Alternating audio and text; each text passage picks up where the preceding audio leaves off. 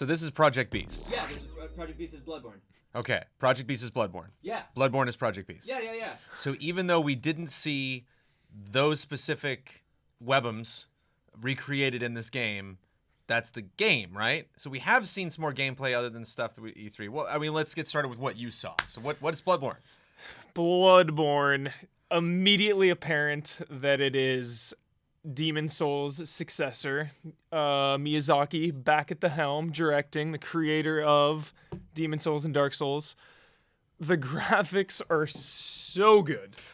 Like, this is what people wanted from Dark Souls 2, is just this, like, next level of graphics. They're out of control. And you saw this on a giant TV. Yeah. I mean, I saw these things, like, that big, and, like, my jaw hit the floor, so I can only imagine. Those looked so bad compared to how it actually looks. Like, that... I'm so sad that those little clips got leaked, because when I sat down and it was there, my jaw dropped. I was like, oh what?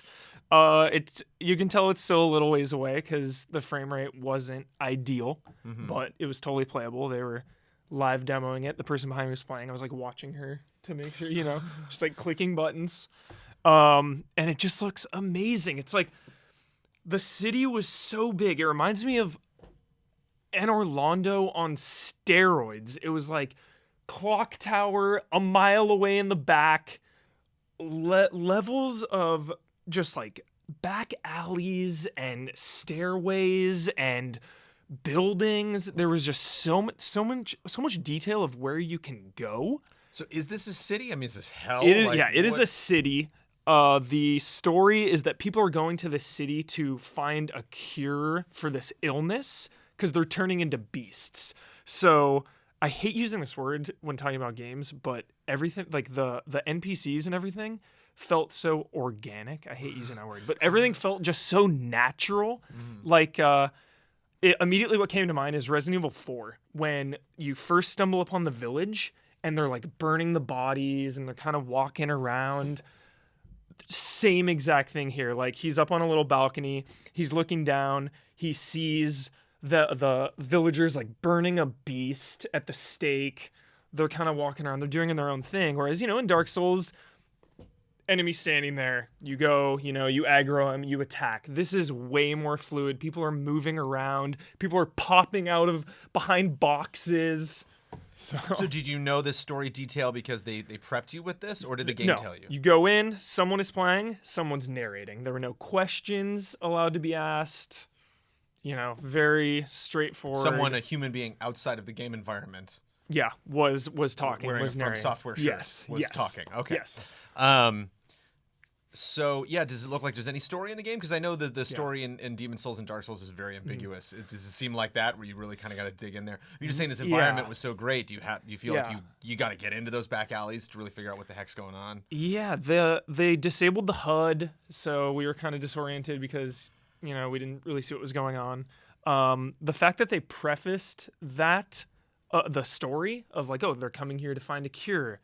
I mean, it feels like there's going to be more story, and it's going to be less ambiguous than Dark Souls. So is this kind of like that offshoot Prince of Persia game where, like, when you find the cure, you actually restore this world, and like the grass comes back, and like sunlight shines in, and everything's happy? And I don't know. We don't know. Any sunshine in this game? No sunshine whatsoever. Candles. The torch. I remember them hyping the torch. Remember that first video of Dark Souls 2 they showed where the torch was so good, and then everyone was complaining about like the downgrading graphics. Right. The guy, he's standing outside of this building, and he looks inside, and it's pitch black. Cannot see an inch in front of him.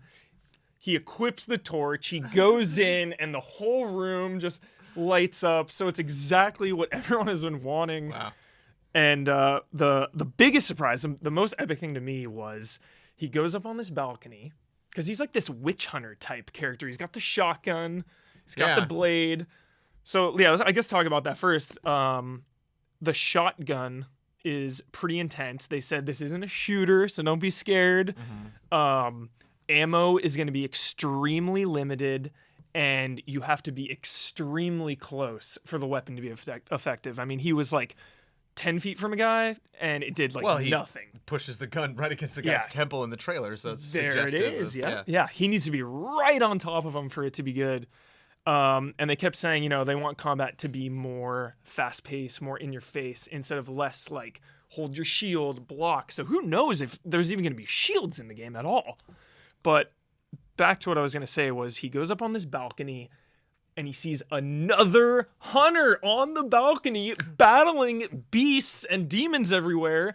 And the developer was like, so you can choose to help or hurt this guy or leave him alone, and that will play into the game later on. I'm going to get all the help I can get. I mean, Yeah. that sounds like New Game Plus. Maybe on the second go through, battle. I'll just kill Yeah. everybody. But like, Yeah. I want some friends in these worlds. So who knows, too? The game is so early on, we don't know anything. Who knows if that can be not NPC, if that's another person playing multiplayer? Who knows now? Were there any? Did the demo jump around at all? Were there any markers that kind of like marked your progress? Like No. where were you? So did it seem like a sense of purpose? Like was there a quest log that was pointing you in some direction? Nothing like that. He was in the city and he just was going through, and it ended with a boss fight.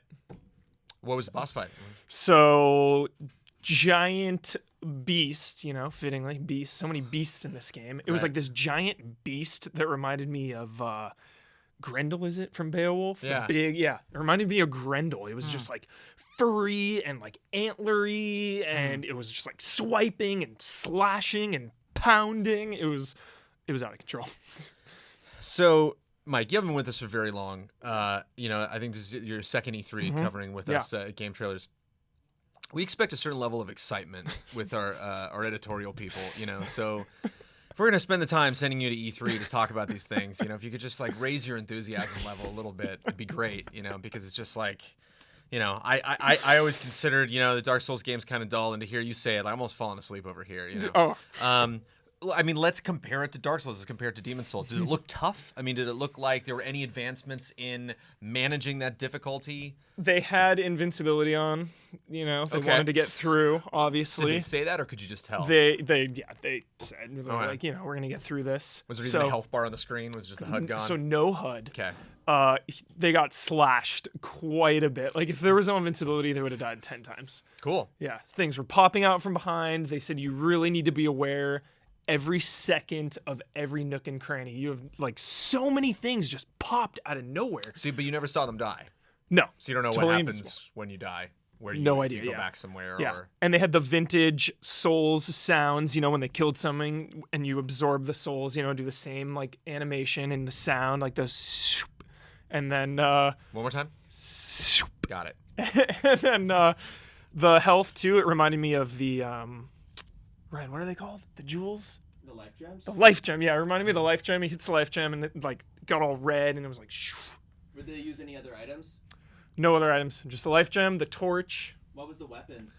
the gun and the blade. They gave all this awesome shirt. It's right here, if you can see it. The like awesome butcher knife, blade, and the shotgun. Yeah, definitely like the butcher aesthetic, I Yeah. think is very Yeah. attractive in a weird way. It's like I really just want to saw people up, you Yeah. know, just go in and That's the thing too. So much blood. Yes. Like what's in the title? I mean, yeah, but I felt like Dark Souls 2 didn't really have that much blood. You rated. Yeah, this is M. There was so much. Like, he was drenched in blood. Every attack, blood shoots out. so what Uncharted did for water, Bloodborne is going to do Yes. for blood. Yes. Oh my god, it looked so good when he was just, like, covered in it. Does the title have any significance? Do we? I think they didn't really say. They were saying blood might, you know, they're hinting a lot of stuff. They're like, blood might have to do with deterring the sickness that is turning people into beasts. I think you have to like collect blood maybe.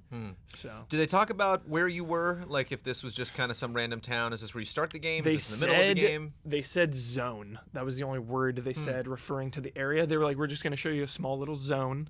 So Did it look like the CG trailer? Did that area look like the area in the CG 100%, trailer? 100%, yeah. So that even though that was a CG trailer, you definitely get the vibe of Yeah. like what that's like. Totally. Trailer ends in this kind of like submissive, like a finishing move almost, like a fatality. You know, like Yeah. is there any of that? Like, can you kick a guy when he's down or? Didn't really show any of that, and there wasn't even a backstab at all that I noticed. So Did you get into any menu? Did you see like any ability No. to switch out weapons or anything? Okay. nothing, yeah. Zero shield? No shield. So Why is that a big deal?